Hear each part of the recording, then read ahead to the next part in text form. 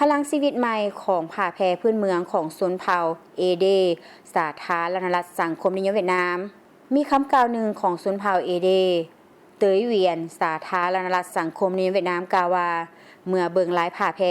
กองหู้ใจผู้หญิงเนื่องจากนับแต่ดนมาแล้วสีมือของแม่หญิงสาวเอเดได้ทักตำผ่าพื้นเมืองของท้องถิ่นที่เต็มไปด้วยความสวยงามและลมหายใจของผู้ผ่าป่าดงท่ามกลางฝูงชนที่เดินทางมาเที่ยวชมและเฉลิมฉลองบุญปีใหม่อยู่นครกาเฟบวนมาทวดล้วนแต่สามารถพบเห็นสุดผ้าแพพื้นเมืองสีสันสดใสเต็มไปด้วยความภาคภูมิใจของขวัญที่หลากหลายสีสันนั่นแม่นความพยายามของแม่หญิงพื้นบ้านเป็นผู้ที่กำลังเสื่อมต่อเส้นฝ่ายดั้งเดิมไปสู่แนวคิดธุรกิจทันสมัยเพื่ออนุรักษ์เอกลักษณ์ของชนเผ่าในระยะเฉลิมฉลองวันบุญปีใหม่หานผ่าแพพื้นเมืองที่เต็มไปด้วยสีสันสดใสของเขตผู้ดอยดักลักกลายเป็นจุดหมายปลายทางของนักท่องเที่ยวหลายๆคนนางเหอลวงมโนสาวเอเดผู้ที่ผูกพันกับการตำผ่าแพ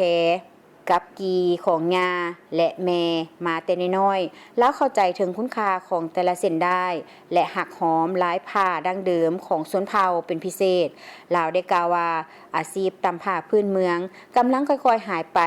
จึงเฮ็ดให้ลาวมีความเป็นห่วงจึงได้ตัดสินใจซ่องหาทิศทางใหม่ให้แก่ผ้าแพรพื้นเมืองของชนเผ่าตนโดยการนำเอาผลิตภัณฑ์จากหมู่บ้านไปสู่ตัวเมืองลาวยังได้กล่าวเติมอีกว่า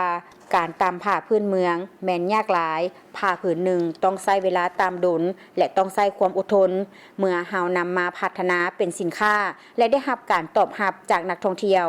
ข้าพเจ้าก็รู้สึกว่าภาคภูมิใจในเวียกงานดังกล่าวซึ่งบ่เพียงแต่เป็นรายรับที่มั่นคงเท่านั้นแต่ยังเป็นการแนะนำและช่วยอนุรักษ์เพิ่มมูลค่าคุณค่าวัฒนธรรมดั้งเดิมของชนเผ่าตื่มอีกปัจจุบันผ้าแพพื้นเมืองได้กลายเป็นส่วนหนึ่งของการผสมผสานการท่องเที่ยววัฒนธรรมอยู่ตามสถานที่ท่องเที่ยวของแขวงดักลักนักท่องเที่ยวสามารถใส่ชุดเครื่องนุ่งของชนเผ่าท่องเที่ยวและถ่ายภาพนักท่องเที่ยวหลายคนกล่าวว่าเมื่อใส่ชุดนี้ข้าพเจ้ารู้สึกสบายและมันงามหลายข้าพเจ้า